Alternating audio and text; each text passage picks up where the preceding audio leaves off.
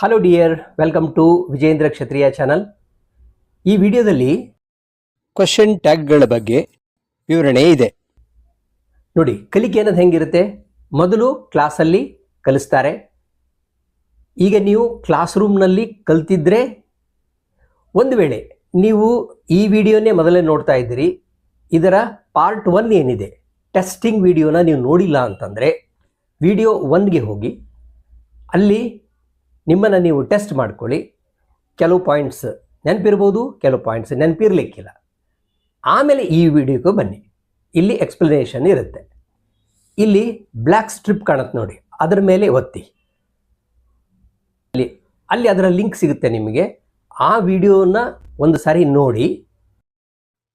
ಕ್ಲಾಸ್ನಲ್ಲಿ ಕಲಿತೇ ಇಲ್ಲ ಅನ್ನೋದಾದರೆ ಈ ವಿಡಿಯೋನ ಹೀಗೆ ಮುಂದುವರಿಸಿ ಕಲಿಯಿರಿ. ಇದು ಲೆವೆಲ್ 1 ವಿಡಿಯೋ. ಇಲ್ಲಿ ನೀವು ಅತಿ ಸುಲಭದಿಂದ ಹಿಡಿದು ಮಾಡ್ರೇಟ್ ಅಲ್ಲಿವರೆಗೂ ನೀವು ಕಲಿತೀರಿ.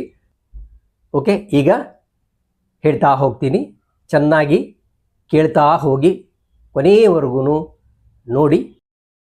1ನೇ ಲೆವೆಲ್ ಪರ್ಫೆಕ್ಟ್ ಆದ ಮೇಲೆ 2ನೇ ಲೆವೆಲ್ದ ವಿಡಿಯೋನ ನೀವು ನೋಡಬೇಕು. ಈ ವಿಡಿಯೋದ ಕೊನೆಯಲ್ಲಿ ಅದರ ಲಿಂಕ್ ಇರುತ್ತೆ, ನೋಡ್ಕೊಳ್ಳಿ. ಕಲಿಸಿದ್ದು ಇಷ್ಟ ಅನಿಸಿದರೆ ಲೈಕ್ ಮಾಡಿ. ಇಲ್ಲಿ ವಿಡಿಯೋ ನಿಲ್ಲಿಸಿ ಒಂದು ಸಾಲಿ ನೀವೇ ಟ್ರೈ ಮಾಡಿ. ಈ ಪೇಜ್ನಲ್ಲಿ ಇರ್ತಕ್ಕಂಥವು ಎಲ್ಲವೂ ಪಾಸಿಟಿವ್ ಸೆಂಟೆನ್ಸಸ್. ಹಾಗೆಯೇ ಇಲ್ಲಿ ಕೊಟ್ಟಿರ್ತಕ್ಕಂಥ ಎಲ್ಲ ಸಬ್ಜೆಕ್ಟ್ಗಳು ಪ್ರನೌನ್ ರೂಪದಲ್ಲೇ ಇದ್ದಾವೆ. ಹಾಗೆಯೇ ಪ್ರತಿ ವಾಕ್ಯದಲ್ಲಿ ಸಹಾಯಕ ಕ್ರಿಯಾಪದ ಹೆಲ್ಪಿಂಗ್ ವರ್ಬ್ಸೇ ಇದ್ದಾವೆ. ಹಾಗಾಗಿ ಇಲ್ಲಿ ಟ್ಯಾಗ್ ಹಾಕೋದು ತುಂಬ ಸುಲಭ ಆಗುತ್ತೆ. ಈಗ ಈ ವಾಸನ್ನು ಯಥಾ ರೀತಿ ಇಲ್ಲಿ ಇಟ್ಟು ಇದಕ್ಕೆ ನಾಟನ್ನು ಸೇರಿಸೋಣ. ಮತ್ತು ಸಬ್ಜೆಕ್ಟನ್ನು ಪ್ರನೌನ್ ರೂಪಕ್ಕೆ ತಂದು ಇಡಬೇಕು. ಇಲ್ಲಿ ಪ್ರನೌನ್ನೇ ಇರೋದ್ರಿಂದ ಏನು ಸಮಸ್ಯೆ ಇಲ್ಲ, ಅದನ್ನೇ ಇಟ್ಬಿಡೋಣ. ಇದು ಆಡು ಭಾಷೆಗಾಗಿ ಬಳಕೆ ಆಗ್ತಿರೋದ್ರಿಂದ ಈ ವಾಸ್ ನಾಟನ್ನು ಶಾರ್ಟ್ ಫಾರ್ಮ್ ಮಾಡಿ ವಾಸಂಟ್ ಅಂತ ಮಾಡಬೇಕು.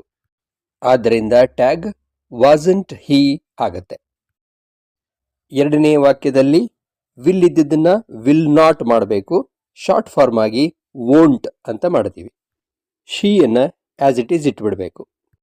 3ನೇ ವಾಕ್ಯದಲ್ಲಿ ವರ್ ಸಹಾಯಕ ಕ್ರಿಯಾಪದ ಇದೆ, ಅದು ವರಂಟ್ ಆಗತ್ತೆ. ದೇನ ಆ್ಯಸ್ ಇಟ್ ಈಸ್ ಇಟ್ಬಿಡೋಣ. 4ನೇ ವಾಕ್ಯದಲ್ಲಿಯ ಈಸ್ ಇದ್ದಿದ್ದು ಈಸಂಟ್ ಆಗುತ್ತೆ. ಇಟ್ಟನ್ನು ಆ್ಯಸ್ ಇಟ್ ಈಸ್ ಇಟ್ಬಿಡೋಣ.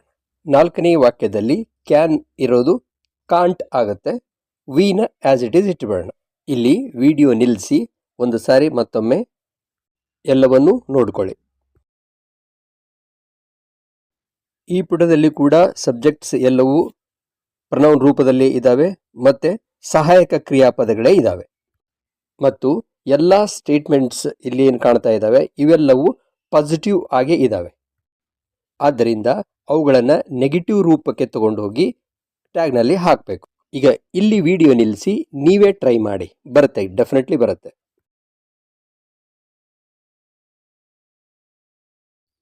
ಮೊದಲನೆಯ ವಾಕ್ಯ ಮಸ್ಟ್ ಇದ್ದಿದ್ದು ಮಸ್ಟಂಟ್ ಆಗುತ್ತೆ. ವಿನ ಆ್ಯಸ್ ಇಟ್ ಈಸ್ ಇಡ್ತೀವಿ. ಶುಡ್ ಇದ್ದಿದ್ದು ಶುಡಂಟ್ ಆಗುತ್ತೆ. ಯುವನ್ನು ಆ್ಯಸ್ ಇಟ್ ಈಸ್ ಇಡ್ತೀವಿ. ಹ್ಯಾಡ್ ಇದ್ದಿದ್ದು ಹ್ಯಾಡಂಟ್ ಆಗುತ್ತೆ. ವಿಯನ್ನು ಆ್ಯಸ್ ಇಟ್ ಈಸ್ ಇಡ್ತೀವಿ. ಕುಡ್ ಇದ್ದಿದ್ದು ಕುಡಂಟ್ ಆಗುತ್ತೆ. ಶೀಯನ್ನು ಆ್ಯಸ್ ಇಟ್ ಈಸ್ ಇಡ್ತೀವಿ. ಮತ್ತೆ ಕುಡ್ ಬಂದಿದೆ, ಕುಡಂಟ್ ಆಗುತ್ತೆ. ಹೀಯನ್ನು ಆ್ಯಸ್ ಇಟ್ ಈಸ್ ಇಡ್ತೀವಿ.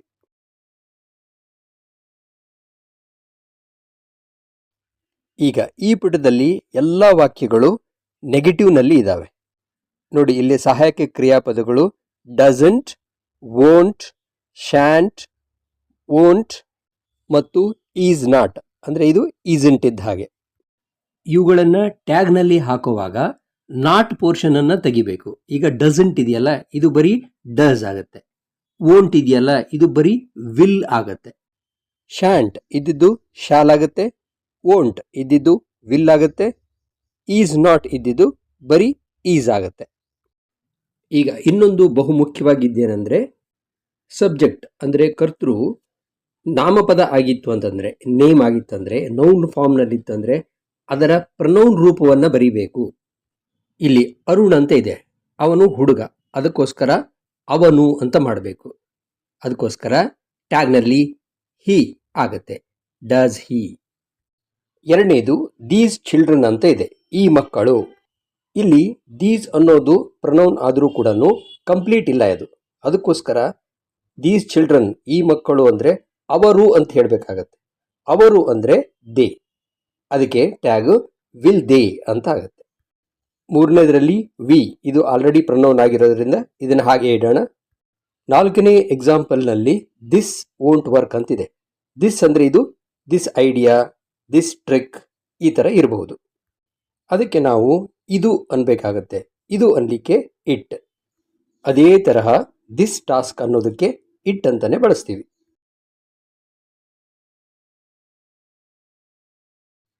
ಈಗ ಜಸ್ಟ್ ಕೇಳಿಸ್ಕೊಳ್ಳಿ. Arun doesn't like sweets. Does he? These children won't listen. Will they? We shan't follow him. Shall we? This won't work. Will it? This task is not easy. Is it? ಇಲ್ಲಿ ಕೂಡ ಎಲ್ಲ negative sentences ಇದೆ.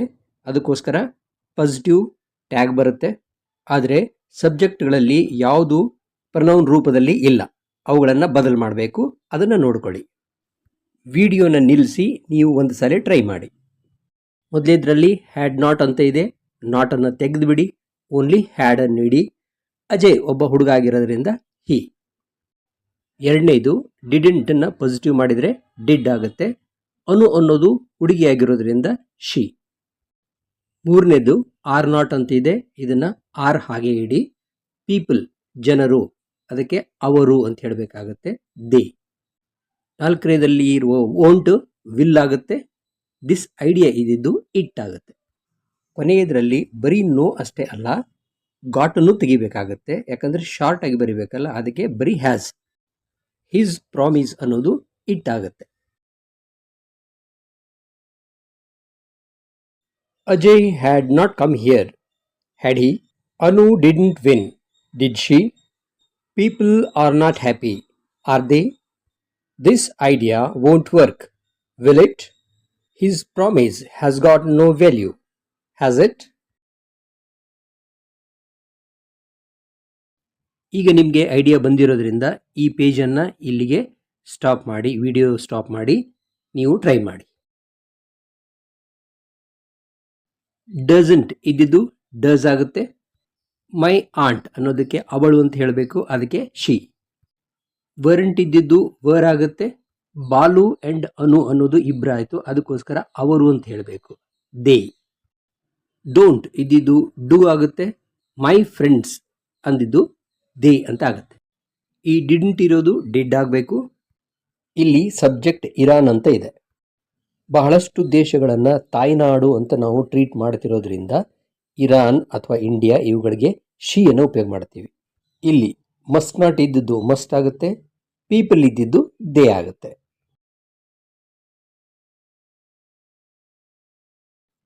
ಈ ವಾಕ್ಯದಲ್ಲಿ ಇಲ್ಲಿ was ಇದೆ, ಅದಕ್ಕೋಸ್ಕರ ನಾವು ಸಾಮಾನ್ಯವಾಗಿ ಏನು ಮಾಡ್ತೀವಿ, ವಾಸಂಟ್ ಅಂತ ಮಾಡ್ತೀವಿ. ಇಲ್ಲಿ ಬರೀ ವಾಸ್ ಇರೋದ್ರಿಂದ ಇದು ಪಾಸಿಟಿವ್ ಸೆಂಟೆನ್ಸ್ ಆಗಲ್ಲ. ಯಾಕಂದರೆ ಅದರ ಹಿಂದ್ಗಡೆ ನೋ ಒನ್ ಅಂತಿದೆ ನೋಡಿ, ಇದು ಏನು ಮಾಡುತ್ತೆ, ಇದನ್ನು ನೆಗೆಟಿವ್ ಸೆಂಟೆನ್ಸನ್ನಾಗಿ ಪರಿವರ್ತನೆ ಮಾಡುತ್ತೆ. ಅದಕ್ಕೋಸ್ಕರ ಇಲ್ಲಿ ವಾಸ್ ಇದ್ದದನ್ನು ವಾಸ್ ಹಾಗೆ ಇಡಬೇಕು, ವಾಸಂಟ್ ಅಂತ ಮಾಡೋ ಹಾಗಿಲ್ಲ. ಈಗ ಈ ಪೇಜ್ನಲ್ಲಿ ನೆಗೆಟಿವ್ ಸೆಂಟೆನ್ಸಸ್ಸೇ ಇದ್ದಾವೆ, ಆದರೆ ಸ್ವಲ್ಪ ಡಿಫ್ರೆಂಟ್ ಆಗಿದ್ದಾವೆ. ಅದಕ್ಕೆ ಗಮನ ಇಟ್ಟು ನೋಡಿ. ಈ ನೋ ಒನ್, ನನ್, ನೆವರ್, ನೋಬಡಿ ಮತ್ತು ನೀದರ್ ಇವೆಲ್ಲೆಲ್ಲಿ ಇರ್ತವೋ ಅವು ನೆಗೆಟಿವ್ ಸೆಂಟೆನ್ಸಸ್ಸೇ ಆಗ್ತವೆ. ಇಲ್ಲಿ ನಾವು ನೋ ಒನ್ ಅನ್ನು ಸಿಂಗ್ಯುಲರ್ ಆಗಿ ನೋಡ್ತಾ ಇದ್ದೀವಿ. ಅದಕ್ಕಾಗಿ ಸಬ್ಜೆಕ್ಟ್ ವರ್ಬ್ ಅಗ್ರಿಮೆಂಟ್ ಪ್ರಕಾರ ಇಲ್ಲಿ ವಾಸ್ ಬಂದಿದೆ. ಆದರೆ ಅರ್ಥ ಏನಾಗುತ್ತೆ ಅಂತ ನೋಡೋಣ. ನೋ ಒನ್ ವಾಸ್ ಪ್ರೆಸೆಂಟ್ ಅಂದರೆ ಯಾವೊಬ್ಬನೂ ಬಂದಿರಲಿಲ್ಲ ಅಂತ ಅರ್ಥ. ಇದನ್ನು ಯಾವಾಗ ಹೇಳ್ತೇವೆ, ಬರಬೇಕಾದವರು ಬಹಳಷ್ಟು ಜನ ಇದ್ದಾಗ ಯಾರೂ ಬರದೇ ಹೋದರೆ ಯಾವೊಬ್ಬನೂ ಬರಲಿಲ್ಲ ಅಂತ ಹೇಳ್ತೀವಿ. ಅದಕ್ಕೆ ನಾವು ಬಹುವಚನ ಸೆನ್ಸ್ನಲ್ಲಿ ತಗೊಳ್ತೀವಿ. ಅಂದಾಗ ಅಲ್ಲಿ ಯಾರೊಬ್ಬರೂ ಬರಲಿಲ್ಲ ಅಂದರೆ ಅವರು, ಅವರಲ್ಲಿ ಯಾರೂ ಬರಲಿಲ್ಲ ಅಂತ. ಅದಕ್ಕೆ ಇಲ್ಲಿ ವಾಸ್ ಬದಲಾಗಿ ವರ್ ಬರುತ್ತೆ, ಬಹುವಚನ ಇದ್ದುದರಿಂದ. ಅವರಲ್ಲಿ ಒಬ್ಬರೂ ಬರಲಿಲ್ಲ ಅಂದರೆ ಅವರು ಅಂತ ಆಗುತ್ತಲ್ಲ, ಅದಕ್ಕೋಸ್ಕರ ಇಲ್ಲಿ ದೇನ ಉಪಯೋಗ ಮಾಡ್ತೀವಿ. ಎರಡನೇದು none of them is happy ಅಂದರೆ ಒಬ್ಬನೂ ಸಂತೋಷವಾಗಿಲ್ಲ ಅಂತ. ಒಬ್ಬನೂ ಆಗಿಲ್ಲ ಅಂದರೆ ಅಲ್ಲಿ ಬಹಳಷ್ಟು ಜನ ಇದ್ದಿರಲೇಬೇಕಲ್ಲ. ಅದಕ್ಕೋಸ್ಕರ ಇಲ್ಲಿ ಕೂಡ ದೇ ಉಪಯೋಗ ಆಗುತ್ತೆ. ಮತ್ತು ಈಸ್ ಇದ್ದಿದ್ದು ಆರ್ ಆಗುತ್ತೆ, ಆರ್ ದೇ. ಇಲ್ಲಿವರೆಗೂ ನಾವು ಡೀಲ್ ಮಾಡಿರ್ತಕ್ಕಂಥ ವಾಕ್ಯಗಳಲ್ಲಿ ಸಹಾಯಕ ಕ್ರಿಯಾಪದಗಳೇ ಇರ್ತಾ ಇದ್ವು. ಪ್ರತಿ ವಾಕ್ಯದಲ್ಲಿ ಒಂದು ಸಹಾಯಕ ಕ್ರಿಯಾಪದ ಇರ್ತಾ ಇತ್ತು. ಅದೇ ಸಹಾಯಕ ಕ್ರಿಯಾಪದವನ್ನು ನಾವು ಟ್ಯಾಗ್ನಲ್ಲಿ ತಗೊಂಡ್ಬಿಡ್ತಾ ಇದ್ವಿ. ಈಗ ಇಲ್ಲಿ ಒಂದು ಹೊಸದಾಗಿ ಬರ್ತಾ ಇದೆ. ಈ ಪುಟದ ಇನ್ನು ಮುಂದಿನ 3 ವಾಕ್ಯಗಳಲ್ಲಿ ಆಕ್ಸಿಲರಿ ವರ್ಬ್ ಅಂದರೆ ಹೆಲ್ಪಿಂಗ್ ವರ್ಬ್ ಇರಲ್ಲ, ಬರೀ ಮೇನ್ ವರ್ಬ್ ಇರುತ್ತೆ. ವೆಂಟ್, ಕೇಮ್ ಅಂತ. ಹಾಗಾದರೆ ನಾವು ಟ್ಯಾಗ್ನಲ್ಲಿ ಏನನ್ನು ತಗೋಬೇಕು ಅನ್ನೋ ಪ್ರಶ್ನೆ ಬರುತ್ತೆ. ಇಲ್ಲಿ ನಾವು ಒಂದು ಸಹಾಯಕ ಕ್ರಿಯಾಪದವನ್ನು ಸೃಷ್ಟಿ ಮಾಡ್ಕೋಬೇಕು. ಅದು ಡೂ ಆಗಿರ್ಬೋದು, ಡಸ್ ಆಗಿರ್ಬೋದು, ಅಥವಾ ಡಿಡ್ ಆಗಿರ್ಬೋದು. ಇದರ ಎಕ್ಸ್ಪ್ಲನೇಷನ್ ನಾನು ಮುಂದೆ ಕೊಡ್ತೀನಿ. ಈಗ ನೋಡಿ, ಈ ವಾಕ್ಯದಲ್ಲಿ ವೆಂಟ್ ಅಂತಿದೆ, ಅಂದರೆ ಇದು ಪಾಸ್ಟ್ ಟೆನ್ಸ್. ಪಾಸ್ಟ್ ಟೆನ್ಸ್ ಇದ್ದರೆ ಈಗ ನಮ್ಮ ಆಯ್ಕೆ ಡಿಡ್. ಬರೀ ವೆಂಟ್ ನೋಡಿದರೆ ನಮಗೆ ಇದು ಪಾಸಿಟಿವ್ ಅನಿಸುತ್ತೆ. ಅದಕ್ಕೋಸ್ಕರ ಡಿಡೆಂಟ್ ಅಂತ ಮಾಡುವ ಚಾನ್ಸ್ ಇರುತ್ತೆ. ಹಾಗೆ ಮಾಡಬಾರ್ದು, ಯಾಕಂದರೆ ಇಡೀ ಸೆಂಟೆನ್ಸ್ ಈ ನೆವರ್ ಬಂದಿರೋದ್ರಿಂದ ಇದು ಆಲ್ರೆಡಿ ನೆಗೆಟಿವ್ ಸೆಂಟೆನ್ಸ್ ಆಗಿದೆ. ಆದ್ದರಿಂದ ಟ್ಯಾಗ್ನಲ್ಲಿ ಪಾಸಿಟಿವ್ ಆಯಿತು ತಾನೆ. ಅದಕ್ಕೋಸ್ಕರ ಇಲ್ಲಿ ಡಿಡ್ ಅನ್ನು ಬಳಸಿದ್ದೀವಿ. ಹಿ ಆಲ್ರೆಡಿ ಪ್ರನೌನ್ ಇದೆ, ಅದಕ್ಕೋಸ್ಕರ ಅದನ್ನು ಹಾಗೆ ಇಡೋಣ. ಅದೇ ರೀತಿ ಇಲ್ಲಿ ಕೇಮು ಪಾಸ್ಟ್ ಟೆನ್ಸ್ ಇದೆ, ಅದಕ್ಕೋಸ್ಕರ ಡೆಡ್. ನೋಬಡಿ ಕೇಮ್ ಅಂದರೆ ಯಾರೂ ಬರಲಿಲ್ಲ ಅಂದರೆ ಒಂದಕ್ಕಿಂತ ಹೆಚ್ಚು, ಅದಕ್ಕೋಸ್ಕರ ಇಲ್ಲಿ ದೇಯನ್ನು ಬಳಸ್ತೀವಿ. ಕೊನೆಯ ವಾಕ್ಯದಲ್ಲಿ ನೀದರ್ ಆಫ್ ದೆಮ್ ಕೇಮ್ ಅಂತ ಇದೆ, ಅಂದರೆ ಅವನು ಬರಲಿಲ್ಲ ಇವನು ಬರಲಿಲ್ಲ ಅಂತ ಅರ್ಥ. ಅಂದರೆ ಇಲ್ಲಿ ಇಬ್ಬರಿದ್ದಾರೆ, ಅದಕ್ಕೋಸ್ಕರ ಇಲ್ಲಿ ಕೂಡ ದೇ ಅಂತ ಆಗುತ್ತೆ, ಹಿ ಅಂತ ಆಗಲ್ಲ. ಈಗ ಎಲ್ಲವುಗಳನ್ನು ಒಂದು ಸಲ ನೋಡೋಣ. No one was present. Were they? None of them is happy. Are they? He never went to bar. Did he? Nobody came to me. Did they? Neither of them came. Did they? ಈ ಪೇಜನ್ನು ನಾವು advanced level ಅಂದರೆ level 2ನಲ್ಲಿ ತಗೊಳ್ಳೋಣಂತೆ. ಇಲ್ಲಿ ನೀವು ವಿಡಿಯೋನ pass ಮಾಡಿ try ಮಾಡ್ತಿದ್ರೆ ಮಾಡಿ. My sister goes frequently. ಈ ಸೆಂಟೆನ್ಸ್ನಲ್ಲಿ ಯಾವುದೇ ಹೆಲ್ಪಿಂಗ್ ವರ್ಬ್, ಆಕ್ಸಿಲರಿ ವರ್ಬ್ ಇಲ್ಲ. ಹಾಗಾದರೆ ನಾವು ಡೂ ಅಥವಾ ಡಸ್ ಅಥವಾ ಡಿಡ್ನಿಂದ ಆಯ್ಕೆ ಮಾಡ್ಕೋಬೇಕು. ಇದರಲ್ಲಿ ಗೋಸ್ ಅಂತ ಇರೋದರಿಂದ ನಾವು ಡಸ್ ಅನ್ನು ತಗೋಬೇಕು. ಆದರೆ ಟ್ಯಾಗ್ನಲ್ಲಿ ಹಾಕಬೇಕಾದಾಗ ಅದನ್ನು ನೆಗೆಟಿವ್ ಮಾಡಬೇಕಲ್ಲ, ಅದಕ್ಕೋಸ್ಕರ ಇದು ಡಸಂಟ್ ಆಗುತ್ತೆ. ಮೈ ಸಿಸ್ಟರ್ ಅನ್ನೋದಕ್ಕೆ ಅವಳು ಅಂತೀವಿ, ಅದಕ್ಕೋಸ್ಕರ ಇದು ಶಿ. ಇಲ್ಲಿ ಎರಡನೇ ವಾಕ್ಯದಲ್ಲಿ ಕೂಡ ಹೆಲ್ಪಿಂಗ್ ವರ್ಬ್ ಇಲ್ಲ, ಇಲ್ಲಿರೋದು ಕೇವಲ ಪ್ಲೇ ಅಂತ. ಅಂದಮೇಲೆ ನಾವು ಡೂ ಅಥವಾ ಡಸ್ ಅಥವಾ ಡಿಡ್ನಿಂದ ಒಂದು ತಗೋಬೇಕು. ಪ್ಲೇಯ್ಡ್ ಅಂತ ಇದ್ದರೆ ಡಿಡ್ ತಗೋತಿದ್ವಿ, ಪ್ಲೇಸ್ ಅಂತಿದ್ರೆ ಡಸ್ ತಗೊಳ್ತಿದ್ವಿ. ಹಾಗಾದರೆ ಇಲ್ಲಿ ಪ್ಲೇ ಅಂತಿರೋದ್ರಿಂದ ಕೇವಲ ಡೂ ತಗೋಬೇಕು. ಆದರೆ ಟ್ಯಾಗಿಂಗ್ ಹಾಕುವಾಗ ನೆಗೆಟಿವ್ ಮಾಡ್ಕೋಬೇಕು, ಡೋಂಟ್. ಸಮ್ ಚಿಲ್ಡ್ರನ್, ಕೆಲವು ಮಕ್ಕಳು ಅಂದಾಗ ಬಹುವಚನ ಆಯಿತು, ಅವರು ಅಂತ ಆಗುತ್ತಲ್ಲ, ಅದಕ್ಕೋಸ್ಕರ ಇಲ್ಲಿ ದೇಯನ್ನು ಉಪಯೋಗ ಮಾಡಬೇಕು. ಮೂರನೇ ವಾಕ್ಯದಲ್ಲಿ ಕೂಡ ವರ್ಬ್ V1 ಫಾರ್ಮಲ್ಲೇ ಇದೆ, ಅದಕ್ಕೋಸ್ಕರ ಇಲ್ಲಿ ಡೂನ ಉಪಯೋಗ ಮಾಡ್ತೀವಿ. ಆದರೆ ಟ್ಯಾಗ್ನಲ್ಲಿ ಬರಿಬೇಕಾದಾಗ ಅದು ಡೋಂಟ್ ಆಗುತ್ತೆ. ಆಮೇಲೆ ಶಾಂತ ಆ್ಯಂಡ್ ಹರ್ ಸನ್ ಅಂದರೆ ಇಬ್ಬರಾದರು, ಅದಕ್ಕೋಸ್ಕರ ಇಲ್ಲಿ ಅವರು ಅಂತ ಬರಬೇಕು, ದೇ. ನಾಲ್ಕನೇ ವಾಕ್ಯದಲ್ಲಿ ಲಿವ್ಡ್ ಅಂತ ಇದೆ, ಇದು ಪಾಸ್ಟ್ ಟೆನ್ಸ್, ಆದ್ದರಿಂದ ನಮ್ಮ ಆಯ್ಕೆ ಡಿಡ್. ಈಗ ಅದನ್ನು ನೆಗೆಟಿವ್ ಮಾಡಿಕೊಂಡು ಡಿಡೆಂಟ್ ಅಂತ ಅಲ್ಲಿ ಹಾಕಬೇಕು. ಈ ಅನೂಸ್ ಫ್ಯಾಮಿಲಿ ಅನ್ನೋದನ್ನು ಒಂದು ಯೂನಿಟ್ ಆಗಿ ತಗೋಬೋದು, ಅಥವಾ ಇದರಲ್ಲಿ ಬಹಳಷ್ಟು ಜನ ಇದ್ದಾರೆ ಅನ್ನೋದಕ್ಕೆ ಇದನ್ನು ಪ್ಲೂರಲ್ ಆಗಿ ತಗೋಬೋದು. ಸಾಮಾನ್ಯವಾಗಿ ಇನ್ನು ದೇಯನ್ನು ಬಳಸ್ತಾರೆ ಇದಕ್ಕೆ. ಇಲ್ಲಿ ಇಟ್ ಅಂತ ಬಳಸೋದು ಕಡಿಮೆ, ಆದರೂ ಅದು ಆಕ್ಸೆಪ್ಟಬಲ್. ಕೊನೆಯ ವಾಕ್ಯದಲ್ಲಿ ಒನ್ ಅಂತ ಇದೆ, ಇದು ಕೂಡ ಪಾಸ್ಟ್ ಟೆನ್ಸ್, ವಿನ್ದ ಪಾಸ್ಟ್ ಟೆನ್ಸ್ ಇದು. ಅದಕ್ಕೆ ನಾವು ತಂದುಕೋಬೇಕಾಗಿದ್ದು ಡೆಡ್. ಆದರೆ ಟ್ಯಾಗ್ನಲ್ಲಿ ಹಾಕೋಕ್ಕಿಂತ ಮುಂಚೆ ಅದನ್ನು ನೆಗೆಟಿವ್ ಮಾಡಬೇಕು, ಡಿಡೆಂಟ್. ಇಲ್ಲಿ ಸಬ್ಜೆಕ್ಟ್ ಅವರ್ ಟೀಮ್ ಅಂತ ಇದೆ. ಟೀಮ್ನಲ್ಲಿ ಎಷ್ಟೇ ಜನ ಇದ್ದರೂ ಇದನ್ನು ನಾವು ಒಂದು ಯೂನಿಟ್ ಆಗಿ ನೋಡ್ತೀವಿ, ಅದಕ್ಕೆ ಇದು ಸಿಂಗ್ಯುಲರ್. ಅದಕ್ಕೆ ಇಲ್ಲಿ ಇಟ್ ಅನ್ನು ಬಳಸ್ತೀವಿ. ಇದನ್ನು ನೀವು ಟ್ರೈ ಮಾಡ್ಬೋದು ನೋಡಿ. ಟ್ರೈ ಮಾಡಿ. ಇಲ್ಲಿ ಒನ್ ಅನ್ನೋದು ಪಾಸ್ಟ್ ಟೆನ್ಸ್ ಮತ್ತು ಪಾಸಿಟಿವ್, ಅದಕ್ಕೋಸ್ಕರ ಇಲ್ಲಿ ಡಿಡೆಂಟ್ ಬರುತ್ತೆ. ಇಲ್ಲಿ ಇಂಡಿಯಾ ಅನ್ನೋದು ದೇಶ ಅಂತ ಬರಲ್ಲ, ಇದು ಇಂಡಿಯನ್ ಪ್ಲೇಯರ್ಸ್ ಅಂತ ಆಗುತ್ತೆ, ಅದಕ್ಕೋಸ್ಕರ ಇದು ಬಹುವಚನದಲ್ಲಿ ತಗೋಬೇಕು. ಇಲ್ಲಿ ನೀವು ದೇ ಅನ್ನು ಉಪಯೋಗ ಮಾಡಬೇಕು. ಇಲ್ಲಿ ಶುಡ್ ಇದೆ, ಅದಕ್ಕೋಸ್ಕರ ಇದು ಶುಡಂಟ್ ಆಗುತ್ತೆ. ಇಲ್ಲಿ ದ ರಿಚ್ ಅನ್ನೋದು ಒಂದು ಕ್ಲಾಸ್ ಆಫ್ ಪೀಪಲ್, ಶ್ರೀಮಂತರು ಅಂತ ತಗೋಬೇಕು ಬಹುವಚನ, ಅದಕ್ಕೋಸ್ಕರ ಇಲ್ಲಿ ದೇ. ನೆಕ್ಸ್ಟ್ ವಾಕ್ಯ ಸಮಥಿಂಗ್ ಸ್ಮೆಲ್ಸ್ ಗುಡ್ ಅಂತಿದೆ.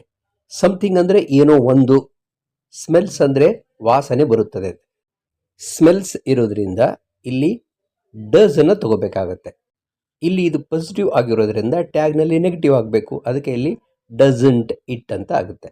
ನಾಲ್ಕನೇ ಸೆಂಟೆನ್ಸ್ನಲ್ಲಿ ವರ್ಬ್ ಆರ್ ಇದೆ, ಅದಕ್ಕೋಸ್ಕರ ಇದು ಆರಂಟ್ ಆಗುತ್ತೆ. ಆಲ್ ಆಫ್ ಅಸ್ ಅಂದರೆ ನಾವೆಲ್ಲರೂ ಅಂತ ಅರ್ಥ, ಅದಕ್ಕೋಸ್ಕರ ಇಲ್ಲಿ ಸಿಂಪಲ್ ಆಗಿ ವಿ ನಾವು ಅಂತ ಉಪಯೋಗ ಮಾಡ್ತೀವಿ. ಆದರೆ ಒಂದು ಸ್ಪೆಷಲ್ ಏನಂದರೆ ಇದನ್ನು ಆರಂಟ್ ಅನ್ನಲ್ಲ, ನಾವು ಏಂಟ್ ಅನ್ನಬೇಕು, ಏಂಟ್.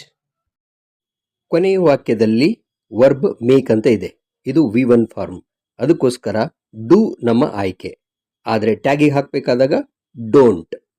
ಸಬ್ಜೆಕ್ಟ್ನಲ್ಲಿ ಯು ಆ್ಯಂಡ್ ಐ ಅಂತ ಇದೆ, ಅಂದರೆ ನೀನು ಮತ್ತು ನಾನು ಅಂತಂದರೆ ಇಬ್ಬರಾದ್ವಿ, ಅದಕ್ಕೋಸ್ಕರ ಇದು ಪ್ಲೂರಲ್. ಇದು ನಾವು ಅನ್ನೋ ಅರ್ಥ ಕೊಡೋದ್ರಿಂದ ವಿ ಉಪಯೋಗ ಆಗುತ್ತೆ. ಈಗ ಇಲ್ಲಿ ವಿಡಿಯೋ ನಿಲ್ಲಿಸಿ ಟ್ರೈ ಮಾಡಿ, ಡೆಫಿನೆಟ್ಲಿ ಬರುತ್ತೆ ನಿಮಗೆ.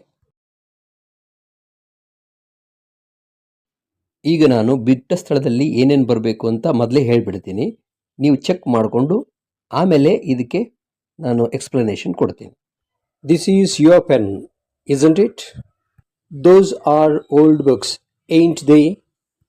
Team India is strong, isn't it? I is a vowel, isn't it? All lights are switched off, ain't they?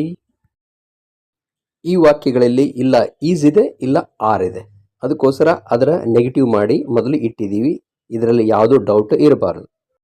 This pen ಅನ್ನೋಕ್ಕೆ ಇದು ಅಂತ ಆಗುತ್ತಲ್ಲ, ಅದಕ್ಕೋಸ್ಕರ ಇದು ಇಟ್ ಆಗಿದೆ. ದೋಸ್ ಬುಕ್ಸ್ ಅಂದರೆ ಅವುಗಳು, ಅದಕ್ಕೋಸ್ಕರ ಇಲ್ಲಿ ದೇ ಬಂದಿದೆ. ಟೀಮನ್ನು ಒಂದು ಅಂತ ಕನ್ಸಿಡರ್ ಮಾಡೋದ್ರಿಂದ ಇಲ್ಲಿ ಇಟ್ ಬಂದಿದೆ. ಇಲ್ಲಿ ನಿಮಗೆ ಕನ್ಫ್ಯೂಸ್ ಆಗಿರ್ಬೋದು, ಐ ಅನ್ನೋದು ಒಂದು ಲೆಟರ್, ಒಂದು ಅಕ್ಷರ, ಅದಕ್ಕೋಸ್ಕರ ಒಂದು ಅನ್ನೋ ಬಂದಿರೋದ್ರಿಂದ ಇದು ಇಟ್. ಆಲ್ ಲೈಟ್ಸ್ ಅಂದರೆ ಅವುಗಳು, ಅದಕ್ಕೋಸ್ಕರ ಇಲ್ಲಿ ದೇ ಉಪಯೋಗ ಮಾಡಿದ್ದೀವಿ. ಇಂತಹ ಸೆಂಟೆನ್ಸಸ್ಗೆ ನೀವು ಟ್ಯಾಗ್ ಹಾಕೋದನ್ನು ಕಲ್ತಿದ್ದೀರಾ ಅಂತ ಒಮ್ಮೆ ಚೆಕ್ ಮಾಡ್ಕೊಳ್ಳಿ. ಇಂತಹವು ಮತ್ತು ಇದಕ್ಕಿಂತ ಸ್ವಲ್ಪ ಟಫ್ ಆಗಿರತಕ್ಕಂಥವನ್ನು ತೆಗೆದುಕೊಂಡು ಲೆವೆಲ್ 2ದ ವಿಡಿಯೋನ ಮಾಡ್ತೀನಿ, ವಿಡಿಯೋ ನಂಬರ್ 2. ಅದರ ಲಿಂಕ್ ಇದರಲ್ಲೇ ಇದೆ, ನೀವು ಅದನ್ನು ನೋಡಿಕೊಂಡು ತುಂಬ ಚೆನ್ನಾಗಿ ಕಲೀರಿ. ಅದು ಕಾಂಪಿಟೇಟಿವ್ ಎಕ್ಸಾಮಿನೇಷನ್ಗೆ ತುಂಬ ಹೆಲ್ಪ್ ಆಗುತ್ತೆ ನಿಮಗೆ ಮುಂದೆ.